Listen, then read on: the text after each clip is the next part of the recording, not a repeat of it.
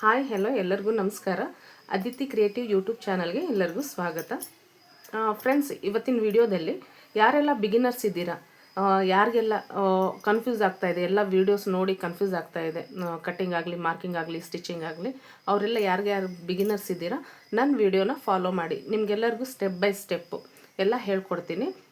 ಮತ್ತು ಇವತ್ತಿನ ವಿಡಿಯೋದಲ್ಲಿ ನಾನು ಬ್ಯಾಕ್ ಪಾರ್ಟ್ನ ಹೇಗೆ ಮೆಜರ್ಮೆಂಟ್ ತಗೊಂಡು pin to pin step by step point 1 point 2 ಥರ ನಿಮಗೆ ಕ್ಲಿಯರಾಗಿ ಹೇಳ್ಕೊಡ್ತೀನಿ.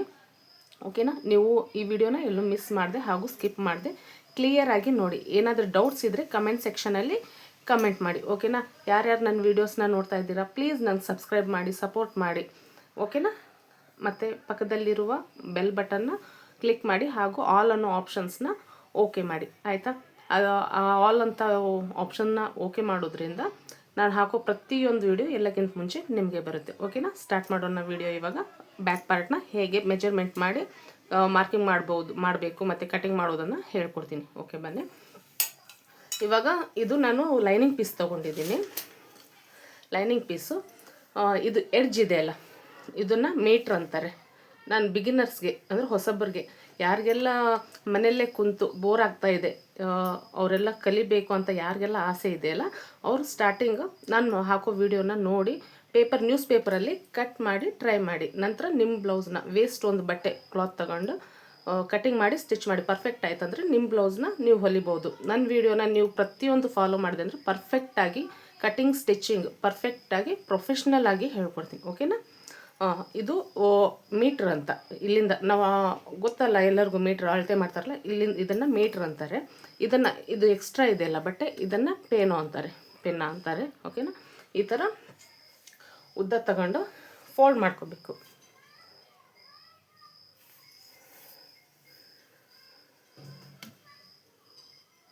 ಫೋಲ್ಡ್ ಮಾಡ್ಕೊಂಡು ಇವಾಗ ಹೇಗೆ ಮೆಜರ್ ಮಾಡಬೇಕು ಬ್ಲೌಸ್ನ,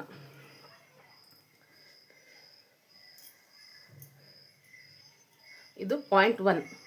ಚೆನ್ನಾಗಿ ಕ್ಲಿಯರಾಗಿ ನೋಡ್ಕೊಳ್ಳಿ. ಇದು ಪಾಯಿಂಟ್ 1.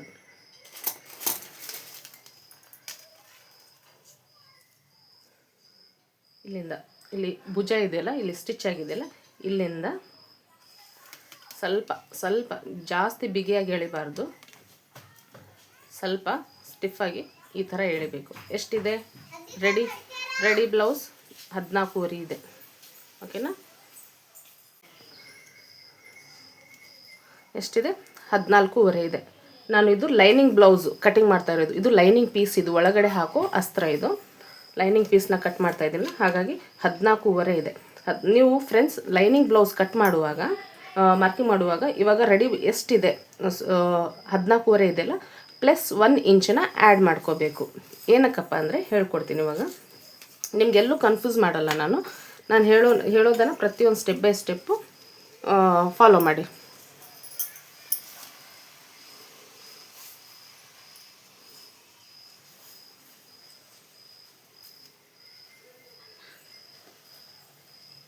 $14.5.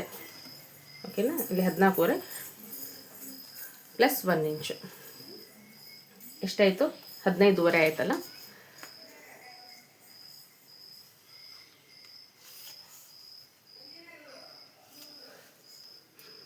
ಇದು ಏನಕ್ಕಪ್ಪ ಅಂದರೆ ಪ್ಲಸ್ 1 ಇಂಚು, ಹಾಫ್ ಇಂಚು ಇಲ್ಲಿ ಭುಜ, ಇಲ್ಲಿ ಸ್ಟಿಚಿಂಗ್ ಮಾಡ್ತೀವಲ್ಲ ಅದು ಭುಜ, ಹಾಫ್ ಇಂಚ್ ಇಲ್ಲಿ ಹಾಕ್ಕೊಂಡೆ ನಾನು.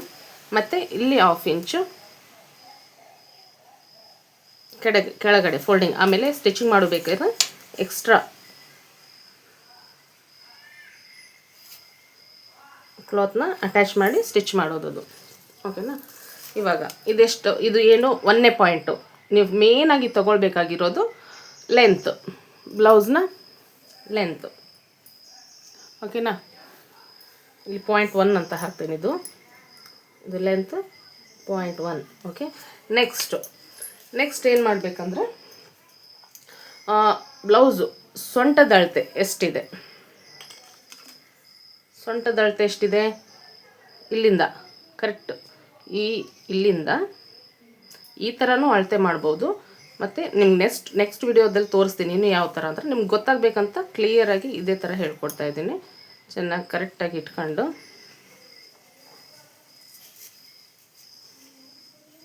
ಎಷ್ಟಿದೆ 34.5 ಸೊಂಟದ ಅಳತೆ ಇವ್ರದ್ದು 34.5 ಅಂತ ಸೊಂಟದ ಅಳತೆ. ಇದನ್ನು 4/1 ಭಾಗ ಮಾಡಬೇಕು. 34.5ನ 4/1 ಭಾಗ ಎಷ್ಟು ಬರುತ್ತೆ? 34.5 ಫೋಲ್ಡ್ ಮಾಡ್ಕೋಬೇಕು. ಇಲ್ಲಿಂದ ಇದು 4/2 ಭಾಗ ಆಯಿತು. ಇದನ್ನು ಮತ್ತು ಇನ್ನೊಂದು ಫೋಲ್ಡ್ ಮಾಡಿದರೆ 4/4 ಭಾಗ ಎಷ್ಟು ಬಂತು? 8.25 ಬಂತು. ಕಾಣಿಸ್ತಿದೆಯಲ್ಲ ಎಲ್ಲರಿಗೂ? 8.25. 8.25ಗೆ ನಾನು ಇಲ್ಲಿ ಮಾರ್ಕ್ ಮಾಡ್ಕೊತೀನಿ. 8.25 ಓಕೆನಾ? 8.25ಗೆ ಇಲ್ಲಿ ಮಾರ್ಕಿಂಗ್ ಮಾಡ್ಕೋತಾ ಇದ್ದೀನಿ. ಪ್ಲಸ್ 1 ಇಂಚು ಎಕ್ಸ್ಟ್ರಾ, ಪ್ಲಸ್ 1 ಇಂಚು. ಇದೇನಕ್ಕಪ್ಪ ಅಂದರೆ ಇಲ್ಲಿ ಹಿಂಭಾಗ ಟಕ್ಸ್ ಬರುತ್ತಲ್ಲ, ಇದಕ್ಕೆ 1 ಇಂಚು ಎಕ್ಸ್ಟ್ರಾ ಬೇಕು. ಆಮೇಲೆ ಎಕ್ಸ್ಟ್ರಾ 2 ಇಂಚು. ಈ 2 ಇಂಚ್ ಏನಕ್ಕಂದರೆ ಸ್ಟಿಚಿಂಗೋಸ್ಕರ, ಎಕ್ಸ್ಟ್ರಾ ಕ್ಲಾತ್ ಇದು ಸ್ಟಿಚಿಂಗೋಸ್ಕರ. ಓಕೆನಾ? ಇದು ಎಷ್ಟನೇ ಪಾಯಿಂಟ್? ಇದು 1ನೇ ಪಾಯಿಂಟು. ಲೆಂತ್ 1ನೇ ಪಾಯಿಂಟು ಮತ್ತು ಸೊಂಟದ ಅಳತೆ 2ನೇ ಪಾಯಿಂಟು. ಓಕೆ. ನೆಕ್ಸ್ಟು ಇವಾಗ ಎಷ್ಟಿದೆ ಬ್ಯಾಕ್ ಡೀಪು ಎಷ್ಟಿದೆ, ಇದನ್ನು ಹೇಗೆ ಅಳತೆ ಮಾಡ್ಕೋಬೇಕಂದ್ರೆ ನಮ್ಗೆ ಕರೆಕ್ಟಾಗಿ ಗೊತ್ತಾಗಬೇಕಂದ್ರೆ ಒಬ್ಬರೊಬ್ಬರು ಇಲ್ಲಿಂದ ಅಳತೆ ತಗೋತಾರೆ, ಅದಷ್ಟು ಗೊತ್ತಾಗೋದಿಲ್ಲ. ಇಲ್ಲಿ ಎಷ್ಟಿದೆ ಬ್ಯಾಕ್ ಡೀಪ್ ಅಂದರೆ ಇಲ್ಲಿ ಕರೆಕ್ಟ್ ಮಿಡಲಲ್ಲಿ ಎಷ್ಟಿದೆ ಅಂದರೆ ಇಲ್ಲಿ ಸ್ವಲ್ಪ ಸ್ಟಿಚಿಂಗಿಗೆ ಹೋಗಿದ್ದೆಲ್ಲ ಕರೆಕ್ಟ್ 5 ಇಂಚ್ ಇದೆ. ಇಲ್ಲಿ ಸ್ವಲ್ಪ ಸ್ಟಿಚಿಂಗಿಗೆ ಅಂತ ತೊಗೊಂಡಿದ್ದೀನಿ ಎಕ್ಸ್ಟ್ರಾ 5 ಇಂಚು. 5 ಇಂಚಿಗೆ ಮಾರ್ಕ್ ಮಾಡ್ಕೋತೀನಿ.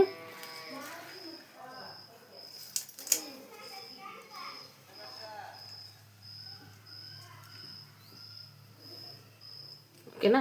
5 ಇಂಚು ಸ್ಟಿಚಿಂಗ್ ಮಾಡಿದ್ರೆ 4.25 ಬರುತ್ತೆ. 5 ಇಂಚ್ ತೊಗೊಂಡ್ವಿ. ನೆಕ್ಸ್ಟು ಇದು 3rd ಪಾಯಿಂಟು. ಇದು ಲೆಂತ್ 1st ಪಾಯಿಂಟು, ಸೊಂಟದ ಅಳತೆ 2nd ಪಾಯಿಂಟು, 3ನೇ ಪಾಯಿಂಟು ಡೀಪು, ಬ್ಯಾಕ್ ಡೀಪು. ಓಕೆನಾ? ಎಷ್ಟಿದೆ? 5 ಇಂಚು ಅಗಲ ಇಟ್ಟಿದ್ವಿ. ನೆಕ್ಸ್ಟು ಅವರು ಜಾಸ್ತಿ ಬ್ರಾಡಾಗಿ ಹಾಕೋದಿಲ್ಲ. ಅವ್ರದ್ದು ಹೇಗೆ ಅಳತೆ ಹಿಡಿಬೇಕಂದ್ರೆ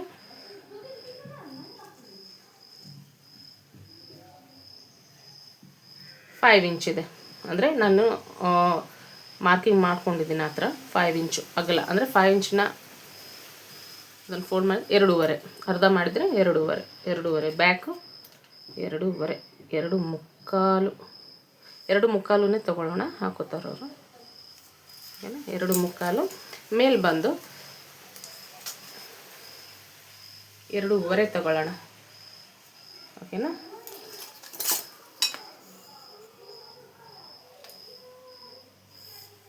ಓಕೆನಾ? 2.5. ಇವಾಗ ಇದನ್ನು ರೌಂಡ್ ಹಾಕೊಳ್ಳೋದು ಹೇಗಂತ, ಇವಾಗ ನಿಮ್ಗೆ ಕರೆಕ್ಟ್ ಚೆನ್ನಾಗಿ ರೌಂಡ್ ಆಗಿ ಬರಬೇಕಂದ್ರೆ ಇಲ್ಲಿಂದ 2 ಇಂಚಿಗೆ ಮಾರ್ಕ್ ಮಾಡ್ಕೊಂಡು 1/4 ಇಂಚ್ ಅಷ್ಟೇ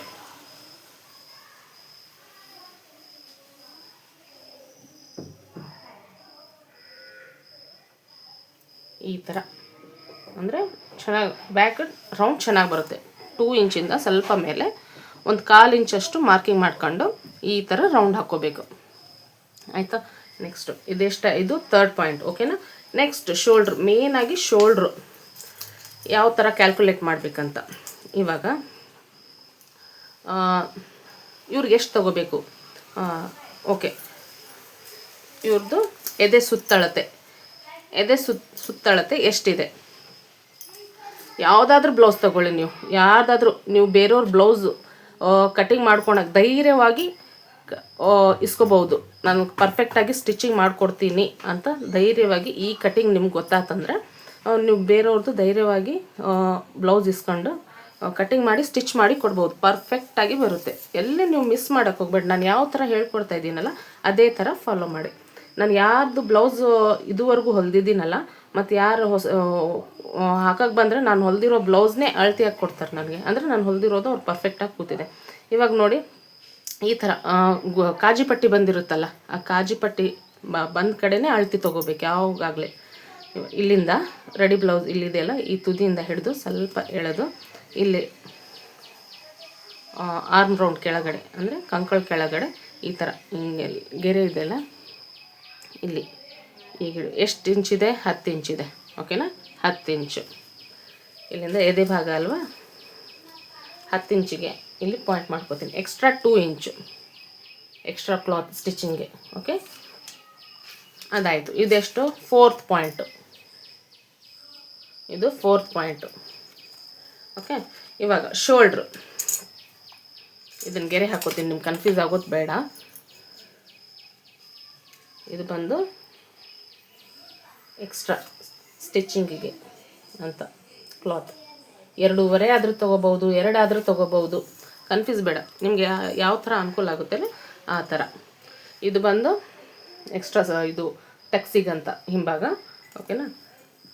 ಇವಾಗ ಶೋಲ್ಡ್ರು ಎಲ್ಲರೂ ಆಲ್ಮೋಸ್ಟ್ ಅಲ್ಲ, ಒಬ್ಬರೊಬ್ಬರು ಬಿಗಿನರ್ಸ್ ಇರ್ತಾರಲ್ಲ, ಎಲ್ಲರೂ ಮಿಸ್ ಮಾಡೋದಿಲ್ಲೇ. ಇಲ್ಲಿ ಸ್ವಲ್ಪ ಹೆಚ್ಚು ಕಡಿಮೆ ಆತಂದರೆ ಶೋಲ್ಡ್ರ್ ಡ್ರಾಪ್ ಆಗೋದಂತೂ ಖಂಡಿತ. ಯಾವ ಥರ ಅಳತೆ ತಗೊಂಡು ಯಾವ ಥರ ನಾವು ಲೆಕ್ಕ ಹಾಕಬೇಕಂದ್ರೆ ನಾನು ನಿಮ್ಗೆ ಓಪನ್ ಹಾಗೆ ಹೇಳ್ತೀನಿ. ಇವಾಗ ಇವ್ರದ್ದು ಎದೆ ಸುತ್ತಳತೆ ಎಷ್ಟಿದೆ? 10. ಇಲ್ಲಿ 10 ಇಂಟು 4 40. ಅಂದರೆ ನಾನು 4ನೇ 1 ಭಾಗ, ಇದು ನಾನು ಮಾರ್ಕ್ ಮಾಡೋದಷ್ಟೇ. ಇದು ಹಿಂಭಾಗದ್ದು 4ನೇ 1 ಭಾಗ. 10 ಇಂಟು 4 40. ಎದೆ ಸುತ್ತಳತೆ 40 ಇವ್ರದ್ದು. ಇವಾಗ ಯಾರ್ದಾದ್ರೂ ಇರಲಿ 30 ಅಂದರೆ ಎದೆ ಸುತ್ತಳತೆ 30 ಬಂತಂದರೆ 30ಕ್ಕಿಂತ ಕಡಿಮೆ ಅಂದರೆ 20, 29, 28, 27 ಯಾರ್ದು ಬರುತ್ತಲ್ಲ ಅವ್ರದ್ದೆಲ್ಲ 5 ಇಂಚ್ ಶೋಲ್ಡ್ರ್ ಇಡಬೇಕು. ಇಲ್ಲಿಂದ 5 ಇಂಚ್ ತೊಗೋಬೇಕು. ಅದೇ 20ಕ್ಕಿಂತ 30ಕ್ಕಿಂತ ಯಾರು ಜಾಸ್ತಿ ಬರುತ್ತಲ್ಲ ಅವ್ರದ್ದು 5.5 ಅಂದರೆ 5.5 ಇಡಬೇಕು. ಇವಾಗ 40ಕ್ಕಿಂತ ಜಾಸ್ತಿ ಯಾರ್ದು ಬರುತ್ತಲ್ಲ ಎದೆ ಸುತ್ತಳತೆ ಅವ್ರದ್ದು ಶೋಲ್ಡ್ರು 6 ಇಂಚ್ ಇಡಬೇಕು. ಇವಾಗ ಇವ್ರದ್ದು ಎಷ್ಟಿದೆ? 40 ಅಂದರೆ 30ರಿಂದ 40 ಒಳಗಿದೆ ಅಲ್ಲ, 40 ಅಲ್ಲ, ಹಾಗಾಗಿ 40 ಮೇಲೆ ಬಂತಂದರೆ 6 ಇಂಚ್ ಇಡಬೇಕು. ಇವ್ರದ್ದು 40 ಎದೆ ಸುತ್ತಳತೆ, ಹಾಗಾಗಿ ನಾನು ಇವ್ರದ್ದು 5.5 ಇಡ್ತೀನಿ. 5.5. ಓಕೆನಾ? 5.5 ಇಟ್ಟೆ. ಮತ್ತು ಆರ್ಮ್ ಇವಾಗ ಇಲ್ಲಿ 5.5 ಇಟ್ಟೆ ಅಲ್ಲ, ಇಲ್ಲೇನು 5.5 ತೊಗೋತೀನಿ ನಾನು. ಆರ್ಮ್ ರೌಂಡ್ ಹೇಗೆ ಕಂಡುಹಿಡಿಯೋದಂತ ಹೇಳ್ಕೊಡ್ತೀನಿ ನಿಮಗೆ. ನಾನು ಇದನ್ನು ಜಾಯಿಂಟ್ ಮಾಡ್ಕೊತೀನಿ. ಇದು ಎಕ್ಸ್ಟ್ರಾ, ಇಲ್ಲಿ ಅಳತೆ ಮಾಡೋ ಹಾಗಿಲ್ಲ. ಓಕೆನಾ? ಇವಾಗ ನಾನು ಈ ಥರ ಇಲ್ಲಿ ರೌಂಡ್ ಹಾಕೊಂಡಿದ್ದೀನಿ. ಇವಾಗ ಆರ್ಮ್ ರೌಂಡ್ ಹೇಗೆ ಕರೆಕ್ಟಾಗಿ ಕಂಡುಹಿಡಿಯೋದಂದರೆ,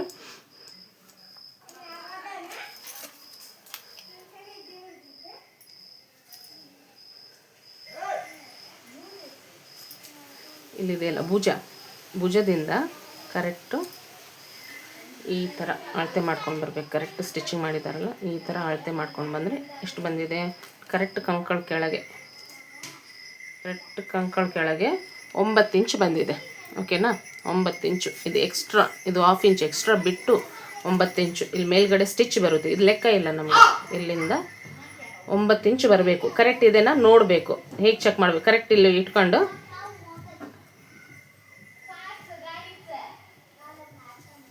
ಇವಾಗ 9 ಇಂಚ್ ಇಲ್ಲ, ಕಡಿಮೆ ಬಂದಿದೆ. ಆವಾಗ ಏನು ಮಾಡಬೇಕು? 1/2 ಇಂಚು, ಬೇಡ, 1/4 ಇಂಚು ಎಕ್ಸ್ಟ್ರಾ ತಗೋಬೇಕು. ಇಲ್ಲಿ ಸ್ವಲ್ಪ ಕ್ರಾಸ್ ಆಗಿ ಈ ಥರ ಮಾಡಬೇಕು. ಆ 9 ಇಂಚ್ ಬರುತ್ತೆ ನೋಡೋಣ.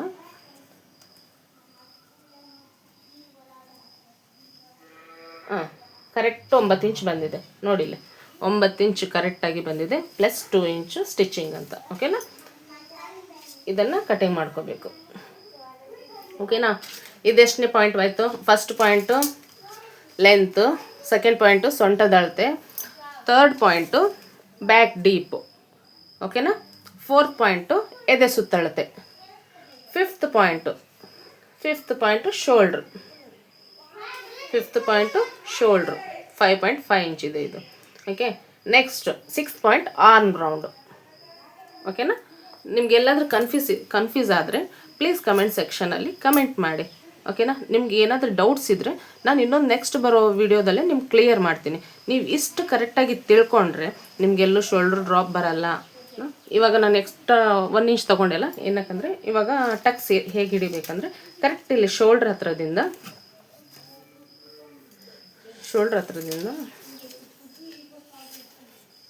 ಇಲ್ಲಿ ಬರುತ್ತೆ. ಕರೆಕ್ಟ್ ಶೋಲ್ಡ್ರ್ ಕೆಳಗಡೆನೇ ಬರಬೇಕು. ಎಷ್ಟು ಇಂಚು? 4 ಇಂಚಿಗೆ ಮಾರ್ಕ್ ಮಾಡ್ಕೊಳ್ಳಿ. 4 ಇಂಚು,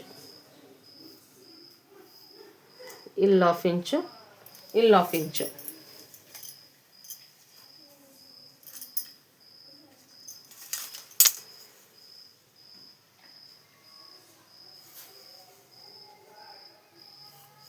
ಇಲ್ಲಿ 1/2 ಇಂಚು, ಇಲ್ಲಿ 1/2 ಇಂಚು. ಇದು ಟಕ್ಸ್ಗೆ ಅಂತ. ಓಕೆನಾ? ಈ ಥರ ನೀವು ಕರೆಕ್ಟಾಗಿ ಪರ್ಫೆಕ್ಟ್ ಎಷ್ಟೇ ಇರಲಿ, ಎದೆ ಸುತ್ತಳತೆ 35 ಇರಲಿ, 38 ಇರಲಿ, 40 ಇರಲಿ, ಯಾವುದಾದ್ರೂ ಇರಲಿ, 40 ಮೇಲೇನೂ ಇರಲಿ, 42 ಇರಲಿ, 46 ಇರಲಿ, ಇದೇ ಥರ ನಾನು ಹೇಳಿರೋ ಶೋಲ್ಡ್ರ್ ಅಳತೆ ಇದೆಯಲ್ಲ, 30ಕ್ಕಿಂತ ಕಡಿಮೆ ಬಂದರೆ 5 ಇಂಚು, 30ರಿಂದ 40ವರೆಗೂ ಬಂದರೆ 5.5 ಇಂಚು, 40 ಮೇಲೆ ಬಂತಪ್ಪ ಅಂದರೆ 41, 42 ಆ ಥರ ಎದೆ ಸುತ್ತಳತೆ ಬಂತಂದರೆ 6 ಇಂಚು ತೊಗೋಬೇಕು. ಈ ಥರ ನೀವು ತೊಗೊಂಡ್ರಂದರೆ ಎಲ್ಲೂ ಶೋಲ್ಡ್ರ್ ಡ್ರಾಪ್ ಆಗೋಲ್ಲ. ನೀವು ಇದೇ ಥರ ಟ್ರೈ ಮಾಡಿ ನೋಡಿ. ಫಸ್ಟ್ ನೀವು ಇದನ್ನು ನ್ಯೂಸ್ ಪೇಪರಲ್ಲಿ, ಬಿಗಿನರ್ಸ್ ಆಗಿದ್ದರೆ ನ್ಯೂಸ್ ಪೇಪರಲ್ಲಿ ಈ ಥರ ಮಾರ್ಕಿಂಗ್ ಮಾಡ್ಕೊಂಡು ಕಟ್ಟಿಂಗ್ ಮಾಡಿ ನೋಡಿ. ನಂತರ ಒಂದು ವೇಸ್ಟ್ ಕ್ಲಾತ್ಗೆ ಈ ಥರ ಮಾರ್ಕಿಂಗ್ ಮಾಡಿಕೊಂಡು ಸ್ಟಿಚಿಂಗ್ ಮಾಡಿ ನೋಡಿ. ಇದು ಬ್ಯಾಕ್ ಪಾರ್ಟ್. ಓಕೆನಾ? ನಾನು ನೆಕ್ಸ್ಟ್ ವೀಡಿಯೋನ ಫ್ರಂಟ್ ಪಾರ್ಟ್ನ, ಅಂದರೆ ಇದು ಫುಲ್ ಬ್ಯಾಕ್ ಫ್ರಂಟ್ ಎಲ್ಲ ಒಂದೇ ಸತ ಹಾಕಿದರೆ ಫುಲ್ ಲೆಂತೇ ಆಗಿಬಿಡುತ್ತೆ ಮತ್ತು ನಿಮ್ಗೆ ಕನ್ಫ್ಯೂಸು ಆಗುತ್ತೆ. ಹಾಗಾಗಿ ಬ್ಯಾಕ್ ಪಾರ್ಟು ಸಿಂಪಲ್ ಆಗಿದೆ. ಹಾಗಾಗಿ ನಿಮ್ಗೆ ಫಸ್ಟ್ ಬ್ಯಾಕ್ ಪಾರ್ಟ್ನೇ ಮಾರ್ಕಿಂಗ್ ಮಾಡಿ ತೋರಿಸ್ತಾ ಇದ್ದೀನಿ, ಕಟ್ಟಿಂಗ್ ಮಾಡ್ತಾಯಿದ್ದೀನಿ. ಓಕೆನಾ? ಓಕೆ ಫ್ರೆಂಡ್ಸ್, ಯಾರಿಗೆಲ್ಲ ನನ್ನ ವಿಡಿಯೋ ಇಷ್ಟ ಆಗಿದ್ರೆ ಪ್ಲೀಸ್ ಲೈಕ್ ಮಾಡಿ. ಇನ್ನೊಬ್ಬರಿಗೆ ಹೆಲ್ಪ್ ಆಗಲಿ, ಬಿಗಿನರ್ಸ್ಗೆ, ಯಾರಿಗಾದರೂ ಟೈಲರಿಂಗ್ ಕಲಿಬೇಕಂತ ಯಾರಿಗೆಲ್ಲ ಆಸೆ ಇದೆಯಲ್ಲ ಅವ್ರಿಗೆಲ್ಲ ಪ್ಲೀಸ್ ಹೆಲ್ಪ್ ಆಗಲಿ ಇನ್ನೊಬ್ಬರಿಗೆ. ಮತ್ತು ಸಪೋರ್ಟ್ ಮಾಡಿ ಫ್ರೆಂಡ್ಸ್, ಹಾಗೂ ಸಬ್ಸ್ಕ್ರೈಬ್ ಮಾಡ್ಕೊಳ್ಳಿ. ಓಕೆನಾ? Thank you.